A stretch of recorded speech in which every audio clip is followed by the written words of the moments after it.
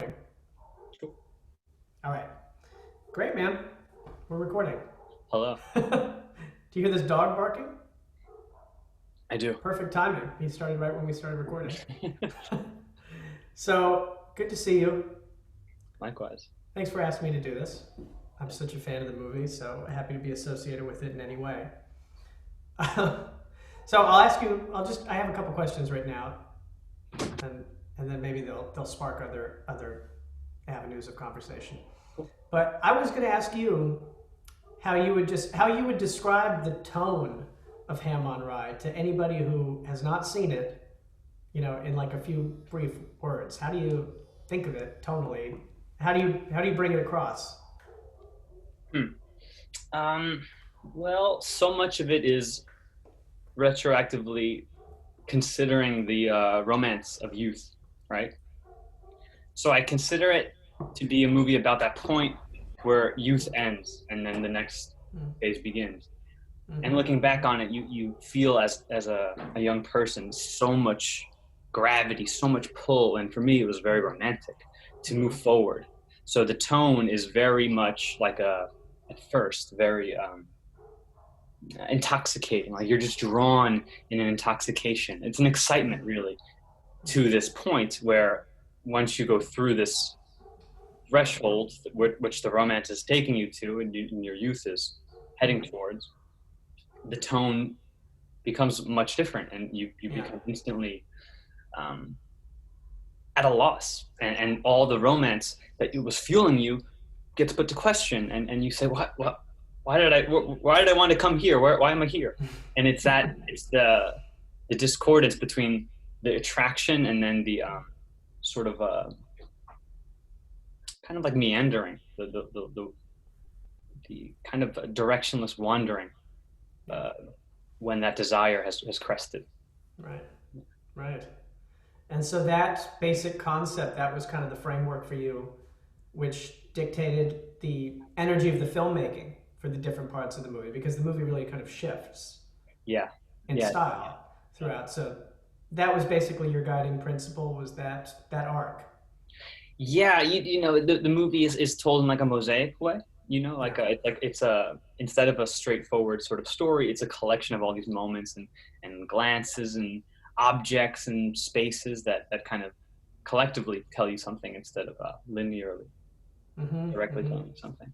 And the idea was because it's very hard to kind of compose something like that. It's kind of abstract. But I Mm-hmm. just knew on set, like, okay, we're going towards Monty's, Mm-hmm. the delicatessen where all the kids are heading in the first half of the film. So every time we were on set in the first half, I wanted to feel that going towards energy, and it's exciting and it's cool, but it's also a little bit like you don't really know what you're doing. You Yeah. know, you're naive to what's going on. Yeah. So Just following the the herd. naive excitement, that Yeah. naive excitement and that clumsiness, and then Yeah. when we were filming things that took place after Monty's, it Yeah. was the absence. It was the absence. It was the experience that I understand very well now in my adult life of just not knowing what to do with your like physical body. You just don't know. You're just at, Yeah. what do I do? Yeah. You get launched. You get launched into the world. Yeah, and Yeah. you're just there to just spin around in circles, hoping that you're doing the right thing. It's Yeah. you know it. Yeah. So so that was sort of the seed of the idea of this whole movie, I guess, right? Was that trajectory that we take as human beings. And how did it go from that? How did that idea, that seed, develop? How did you develop this idea, into what became this kind of tone poem? Did you, as you said, it's kind of this mosaic of moments. Did you come up with each moment just individually or based on the people you cast? Did you kind of invent any of it on the day with the cast, or how did it develop into this variety of tones and styles that it became? Yeah, yeah. Well, this sort of like observational documentary type of filmmaking in like a narrative sense always intrigued me. You know, like How do you mean? I always, you know, okay. One time I was walking with my editor, Kevin, and we heard fireworks, and we followed them, and then we ended up at this high school football like homecoming game, and he was part of the band. He was all nostalgic, and I remember so many funny times of like fights behind the bleachers during these events. So it was a nostalgia trip for both of us. And I asked him then and there, like, if you just filmed, these disembodied images that we're seeing of the kids and the excitement, the parents and the this and the that, and the person behind the concession booth and all this life in this space, when would it get boring? When would you start being like, I'm not interested in this anymore? How long would you stay interested in just these images of life orbiting around? Without context. I've just been so interested in this sort of Yeah. like recreating that experience that I had there, where I'm just here to look around Yeah. and see all of what's that's to see. Like that's to me Yeah. so life affirming. So Yeah. that has been That's nice. a driving force to everything. So at first in the script, you imagine, oh, imagine that image. Wow, do you see Mm-hmm. that person sitting by the sprinkler? Wow, it's beautiful. Okay, sure. Mm-hmm. Then you cast the person, or you try to cast the person to be by that sprinkler. This is a silly example. And you find all these different faces, and now you have new options, and then you get on set and you have new options, and you're driven by these plans you have, but I always remain open for Yeah. whatever can be. I mean, note that we made this film for next to nothing, and you Yeah. can't be so open when you have Yeah. so many people to move, so many locations, got to be there at this time. That person's waiting at that place. We got to go. Mm. So But I think you did an amazing blend with this movie of what you just described, which is a totally relaxing kind of story-free experience in a movie where it's just images, and you kind of like have the feeling of being a little child, mm, not quite connected to the world yet, but you're just able to take things in and nothing's expected of you. that's so cool.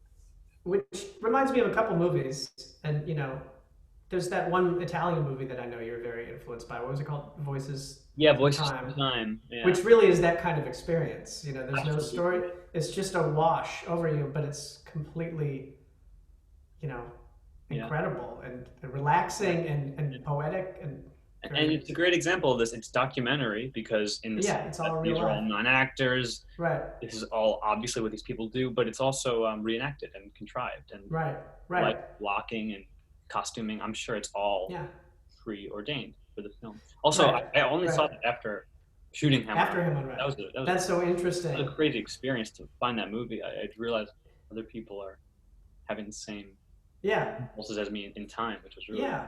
it was But affirming. then, but then with him on Rye, you do have a track that you're on, and that keeps you kind of leaning forward as an audience member, and it also kind of sneaks up on you. It's sort of a backdoor way of telling a story because you don't really realize until sometime like three-quarters of the way through the movie or something that actually everything has been going in a direction, Mm, and you start to suspect that even before it's confirmed, and then it starts to kind of be confirmed, and then you realize you've been told a story, but in a way that right.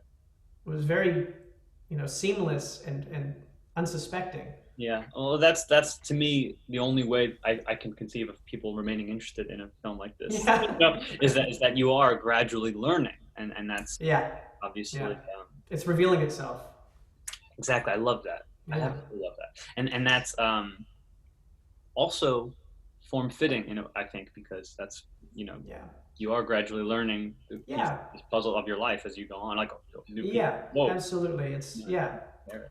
That's totally right. But I think one of the most exciting things for me about watching him on Ride the first time was kind of learning the language of the movie, which is a different kind of language, I think, than any other movie I've seen. And that's exciting. I think that's really satisfying, for my brain watching this movie. It's I just like, know. wow, this is a whole, a new kind of story being told to me. So I wanted to ask you a little about the actors who are so wonderful, and there's a lot of them. It's a huge cast. It must have been a big group of people. It must have been a lot of fun. But how did you find a lot of these actors, and how did you work with them? Did you work with, I guess a lot of them are non-actors, and did you work with certain actors, differently than other ones, like kind of based on their personalities and what they responded to and what you got out of them, or what was that process like? How did you get these performances? Right. So the casting process for this film was very extensive, and in fact, the pre-production process on the whole was about 7 or 8 months. So, gave us Wow. a lot of time to Yeah. cross every T and dot every I. Like everything had like Hmm. um, a backup plan. You know, like we were Yeah. really uh, cautious about the whole production. Again, it was on a dime. Like when people say micro budget, Yeah. they mean like this much, and we're shooting this much. Yeah. But anyway, I've been making these small films in LA for about 5 years, 4 years maybe, even before shooting Ham on Rye. Short And films. short films, and one of them was like a web series that was like a kids show, Right. which actually I cast Haley, the lead of this film, in when she was 12, and actually that casting decision was made off of a headshot. Right. Um, I just saw this emotional depth in her eyes and this kind of sadness, and I was, yep, there she is. Anyway, through these casting, what would I call them? I guess companies in LA, like LA Casting that everyone knows. But there was Yeah. one uh, company called Cast with a Z, and it was always a mystery how they remained in business, and now they're out of business. But the Hmm. idea was that you can cast for free if you give the actors feedback, Right.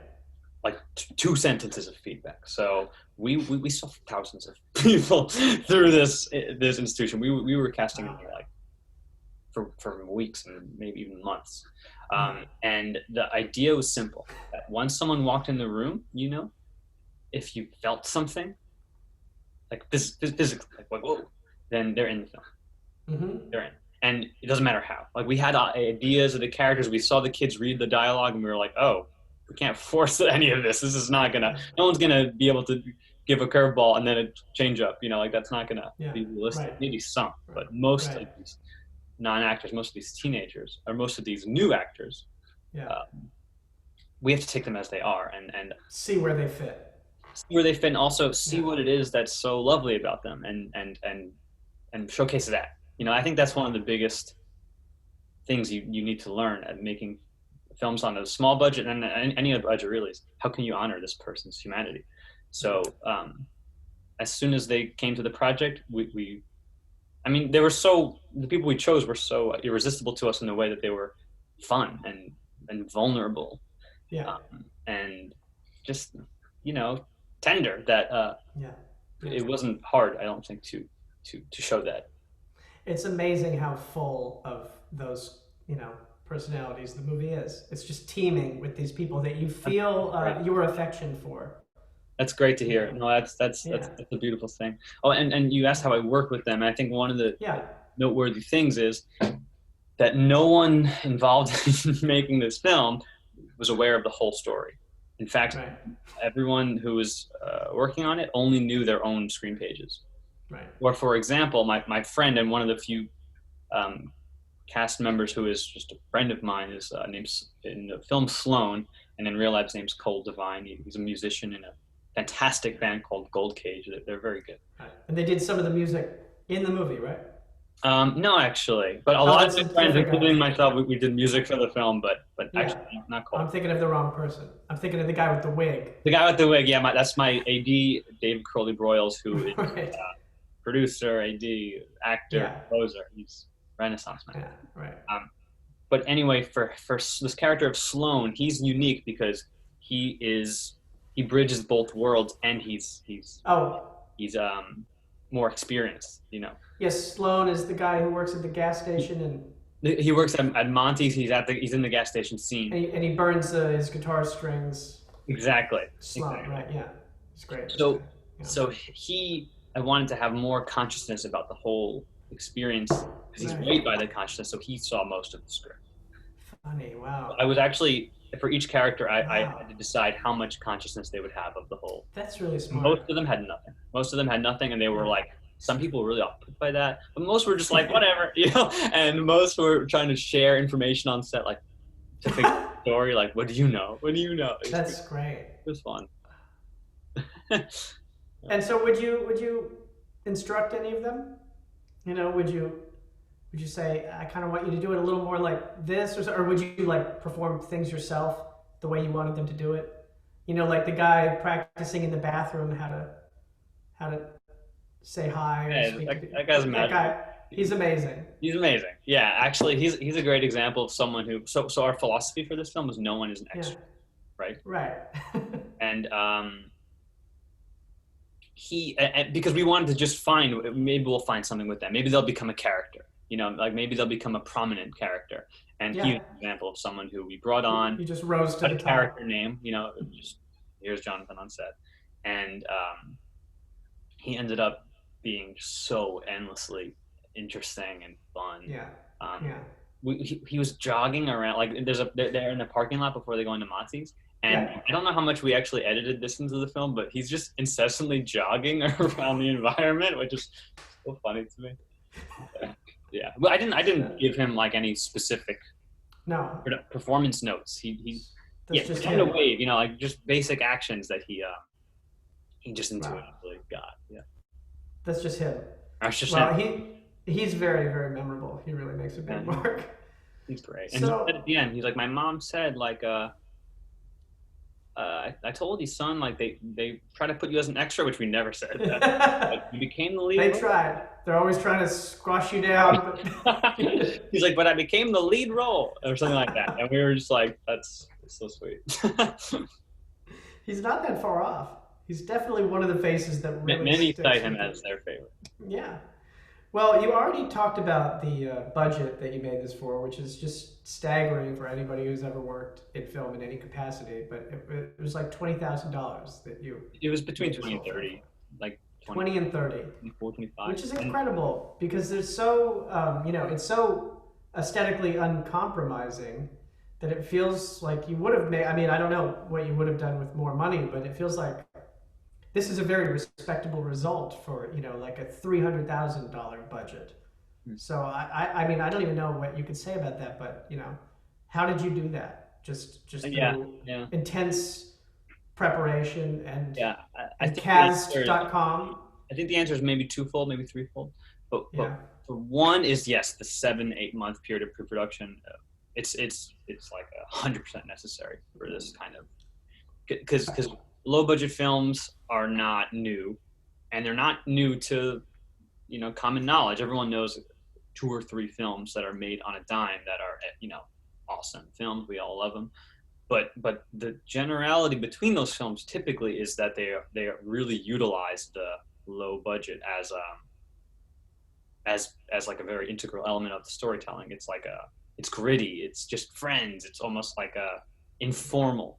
This was far from what we wanted for Ham on Rye. We were really striving for, like, you know Yeah. Cirque. We love the classic Hollywood.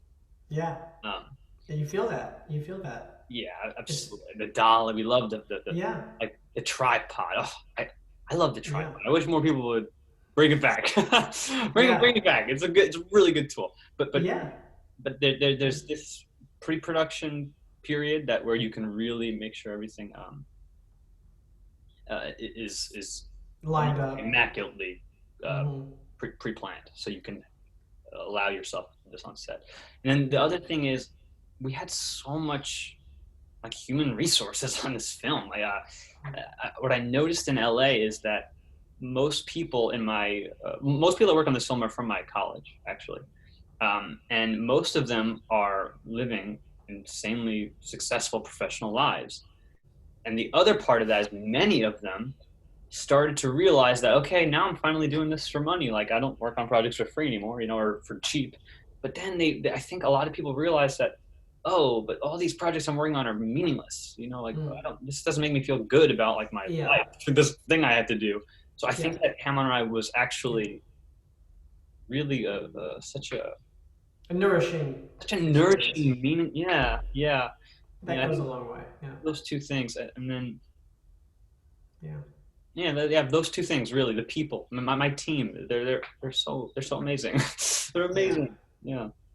That's great, man. Well, I think basically we covered all my questions. I just have one more question, but you might have already answered it. But the final movie, is it sort of, the one that you set out to make in your mind, or are you in any way surprised at what it became and kind of, you know, did you Mm. kind of find it as you went in any way, or find it afterwards? Yeah, well, the first script had a different. The first script even had like a year later. I don't think I've ever said this in an interview before. Mm, But the first script had like a year later, and then we follow Haley and Sloane, and they're like dating or whatever. So it was much different. right. And then halfway through this 7 month production process or something, I realized, oh, it's just 2 days. So Right. that was a huge Wow. difference between That's the onset and the out. Even yeah. though we built much of the pre-production on this ladder, Wow. yeah, not former, but the latter conception of the film. But the other thing is that I kind of realized at one point that the second half was going to have to be loose, and it was going to have to be malleable to what we shot, what we would get on set, and what we would find in the edit. So I did realize going into this that although all of it's scripted, that we would have to probably leave some scenes behind and probably find some like hypnotic rhythms in places we didn't suspect, and those did end up happening. Yeah. Yeah. Yeah. Well, the famous speech in the car was a totally spontaneous thing, right? Totally spontaneous. Well, Like different every take, wasn't it? different every take, and also it was known that he was going to do his thing there. Mm-hmm. Like it So might just have leave a been spot there. Billy X, like in the dialogue. That's great. Yeah, I think that's a good technique, because it's very, very alive, and it does feel like you're discovering it too as you went. that was such a fun day to shoot. Oh my god, Billy is a mastermind. He's actually, I think he's the most brilliant person I know, honestly. He makes an amazing mark in this movie too.